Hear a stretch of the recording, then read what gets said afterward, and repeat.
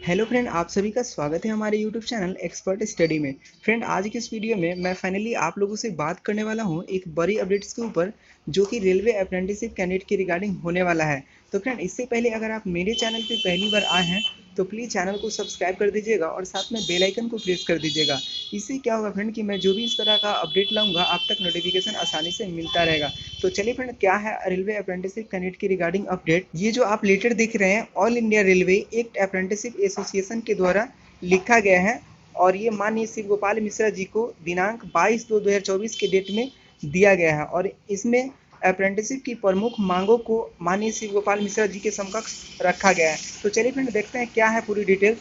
सेवा में श्रीमान comrade Shiv Gopal Mishra ji, all India railway men's federation, state entry road, New Delhi. ठीक है। आदरणीय महामंत्री जी, विषय रेल अप्रेंटिसशिप के उज्जवल भविष्य हेतु सुझाव पत्र।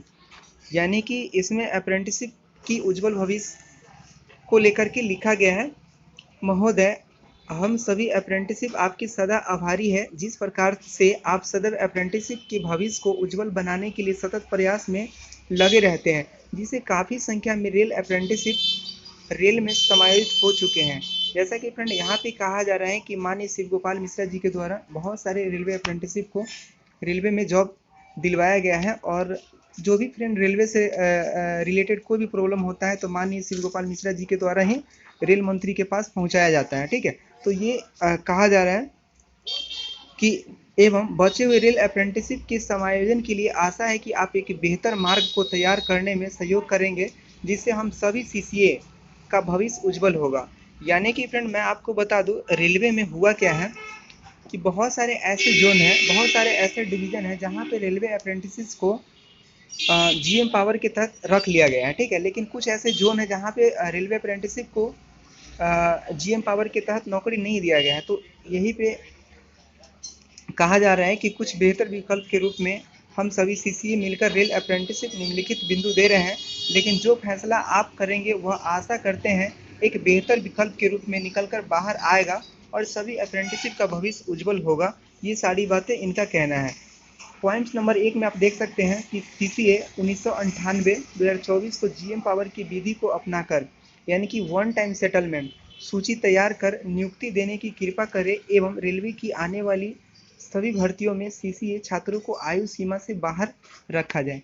अब अब यहाँ पे फ्रेंड देखिए, इनका जो है आयु, ठीक है, यानी कि एज रिलैक्सेशन की बात कही गई है। जैसे कि बहुत सारे रेलवे अप्रेंटिसशिप साथी है जिनका एज जो है आउट हो गया। ठीक है। एज जो है ख़त्म हो गया है रेलवे की भर्ती में फॉर्म अप्लाई करने का। ठीक है।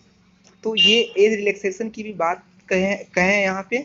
और ट्रेनिंग ड्यूरेशन को मान्यता दी जाए, ना कि सर्टिफिकेट डेट को आधार माना जाए। ठीक है। यानी कि ट्रेनिंग ड्यूरेशन को मान्यता देने के लिए कहा जा रहा है। ठीक है। और सेकेंड नंबर पॉइंट में कहा जा रहा है कि रेलवे में सीसीए को मौका देने हेतु रेलवे बोर्ड के पत्र संख्या 2016 दिनांक 21/6/2016 में संशोधन करते हुए 20% कोटा से बढ़ाकर 50% कोटा करने की कृपा करें, ताकि ज़्यादा से ज़्यादा रेलवे को कुशल कारीगर प्राप्त हो और ट्रेनिंग का खर्चा बच सके। और रेलवे की एएलपी टेक्नीशियन भर्तियों में रेल अप्रेंटिस के लिए 20% कोटा को फिक्स किया जाए। यानी कि इनका कहना है कि रेलवे की जो जो भी भर्ती आने वाली है, ठीक है, अपकमिंग जो भी रिक्रूटमेंट है, जैसे कि ग्रुप डी हो, टेक्नीशियन हो, एएलपी का तो फ्रेंड ऑलरेडी फॉर्म फिल हो गया है, लेकिन कोई बात नहीं, अगर रेल मंत्री जी चाहेंगे तो बाद में मॉडिफिकेशन भी हो सकता है। ठीक है।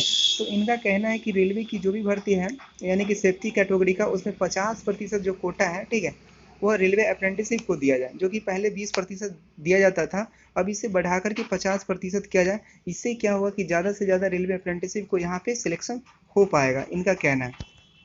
और रेलवे की जो भी भर्ती है सेफ्टी कैटेगरी का, एएलपी और टेक्नीशियन, इन सभी में रेलवे अप्रेंटिसशिप को नौकरी दी जाए, क्योंकि फ्रेंड ये जो होते हैं ऑलरेडी स्किल्ड पर्सन होते हैं। ठीक है। पॉइंट नंबर 3 में कहा जा रहा है कि आरआरसी रिक्रूटमेंट सीएन नंबर 1/2019 में 5 वैसे सीसी अभ्यर्थी जो कि बिहार के लोहार जाति सहित वैसे जाति जिनकी कैटेगरी में बदलाव भर्ती प्रक्रिया के बीच में हुई हो, उन्हें नोटिफिकेशन के पैरा नंबर 9.2 और 9.7 के अनुसार नियुक्ति देने की कृपा करें। यानी कि रेलवे ग्रुप डी 2019 की जो भर्ती आई थी, उसमें फ्रेंड बाद में हुआ क्या था कि कुछ लोग जैसे कि लाहौर जाति के आते थे, उन्हें ST में कंसिडर किया गया था, लेकिन बाद में क्या किया गया कि उससे ख़त्म करके जो कैटेगरी में लोहार जाति के जो लोग थे उन्हें रख दिया गया, ठीक है। जिससे क्या हुआ कि बहुत सारे इन कैटेगरी का प्रॉब्लम हुआ नौकरी में, ठीक है। तो उनमें बदलाव किया जाए, ये इनका कहना है। पॉइंट नंबर 4 में कहा जा रहा है कि रेलवे की आने वाली ग्रुप डी ALP टेक्नीशियन भर्ती में रेल अप्रेंटिस के लिए पासिंग क्वालिफाइंग मार्क्स की बाध्यता न हो एवं अंतिम अंक के बच्चों को नियुक्ति दी जानी चाहिए। कहने का मतलब फ्रेंड, रेलवे की जब 2019 में 1,03,000 पोस्ट पे रिक्रूटमेंट आई थी, उसमें मात्र 20,000 रेलवे अप्रेंटिसशिप का सीट दिया गया था, ठीक है। जिसमें हुआ क्या था फ्रेंड कि मुश्किल से 10 से 12,000 ऐसे कैंडिडेट थे जिनका अप्रेंटिसशिप के बेस पे सिलेक्शन हुआ था, और बाकी जो पोस्ट बचे थे रेलवे अप्रेंटिसशिप का, इनकी सीट पे जनरल कैंडिडेट को कंसीडर कर लिया गया था, ठीक है। जिसके कारण क्या हुआ कि बहुत सारे रेलवे अप्रेंटिसशिप जो थे वे सिलेक्शन से बाहर हो गया, ठीक है। तो ये इनका कहना है कि रेलवे अप्रेंटिसशिप को जो न्यूनतम कट ऑफ मार्क्स होता है, ठीक है, यानी कि कम से कम मार्क्स पे इनको यहाँ पे सिलेक्शन लिया जाए, ये इनका कहना है, ठीक है। और क्वालिफाइंग मार्क्स जो होता है उसे हटाया जाए। और पॉइंट नंबर 5 में कहा जा रहा है कि रेल अप्रेंटिस का कोटा रेल अप्रेंटिस से ही पूरी हो, ठीक है। देखिए फ्रेंड, मैं जो कहा वही यहाँ पे कहा जा रहा है कि रेलवे अप्रेंटिसशिप का जो 20% सीट होता है वो केवल और केवल रेलवे अप्रेंटिसशिप कैंडिडेट से ही भरा जाए, इसमें अदर कैंडिडेट को नहीं लिया जाए। और सीट बच जाने पर बैकलॉग की प्रक्रिया को अपनाते हुए अगली भर्ती प्रक्रिया में इनको जोड़ा जाए, यानी कि रेलवे अप्रेंटिसशिप का अगर सीट बच जाता है तो उसे नेक्स्ट भर्ती में ऐड करके दिया जाए, ठीक है। क्योंकि रेलवे अप्रेंटिसशिप की संख्या जो है काफ़ी संख्या में लोग ट्रेनिंग कर रहे हैं, ठीक है, यानी कि बहुत सारे लोग हर महीने ट्रेनिंग कर रहे हैं। और यहाँ पे क्या कहा जा रहा है कि भर्ती प्रक्रिया में इनको जोड़ा जाए और वेटिंग लिस्ट जारी की जाए।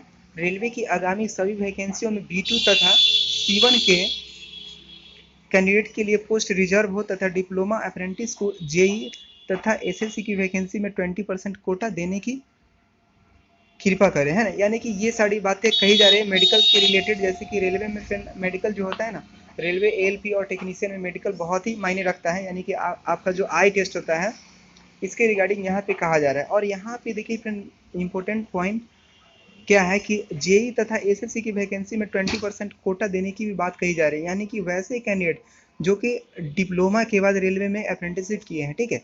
यानी कि रेलवे में फ्रेंड होता क्या है कि जो बच्चे 10th करते हैं, जो कैंडिडेट 10th करते हैं वो भी रेलवे से अप्रेंटिसशिप करते हैं, जिनका अप्रेंटिसशिप ट्रेनिंग जो होता है वो 2 साल का होता है। और कुछ लोग ऐसे होते हैं जो ITI के बाद अप्रेंटिसशिप करते हैं तो उनका ट्रेनिंग 1 साल का होता है, ठीक है। और जो लोग डिप्लोमा करके ट्रेनिंग करते हैं उनका भी 1 साल का होता है। तो फ्रेंड यहाँ पे हुआ क्या था कि रेलवे की जो ग्रुप डी की वैकेंसी आई थी उसमें डिप्लोमा कैंडिडेट को कंसिडर नहीं किया गया था। तो उनका यहाँ पे कहा जा रहा है कि जो कैंडिडेट, ठीक है, डिप्लोमा करके अप्रेंटिसशिप करते हैं तो उनका जो रिजर्वेशन हो ALP की भर्ती, JEE की भर्ती, ठीक है, JEE का जो भर्ती होता है जूनियर इंजीनियर और सीनियर सेक्शन इंजीनियर, उन सभी वैकेंसी में इनको 20% कोटा दिया जाए, ये कहा जा रहा है। तो फ्रेंड यही वो अपडेट्स था रेलवे अप्रेंटिसशिप कैंडिडेट की रिगार्डिंग। तो फ्रेंड आज के लिए इतना ही रखता हूँ, फिर मिलते हैं आपके साथ नेक्स्ट वीडियो में। और फ्रेंड आप लोग कमेंट कीजिएगा कि इसमें क्या लगा आप लोगों को, है ना।